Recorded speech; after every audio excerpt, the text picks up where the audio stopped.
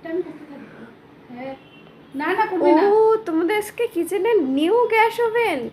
New বলতে একদম new না, এটা কিচেনের জন্য নিউ, কিন্তু হলো এটা পুরনোই আছে। অ্যাকচুয়ালি এটা পেয়েছিল মা লটারিতে, লটারি মানে কিছু জিনিস কেনাকাটা করেছিল, তার মধ্যে টাকা কিছু এসেছিল, ওটার থেকে এটা দিয়েছিল।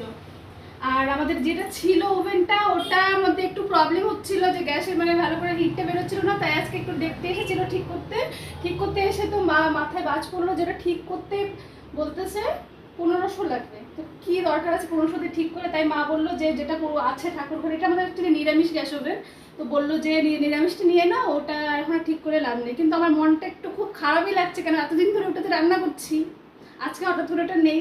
এটা ভালো লাগছে, কিন্তু ওই ওই ওভেনটা চলে গেছে দেখে আমার মনটা সত্যিই খুব খারাপ লাগছে। এতদিন ধরে ওটাই রান্না করছি, ওটার প্রতি একটা পুরো ভালোবাসা রয়ে গেছে। এই দেখো আমাদের পুরনো ওভেনটাকে বাইরে ফেলে দিয়েছে, কি অবস্থা।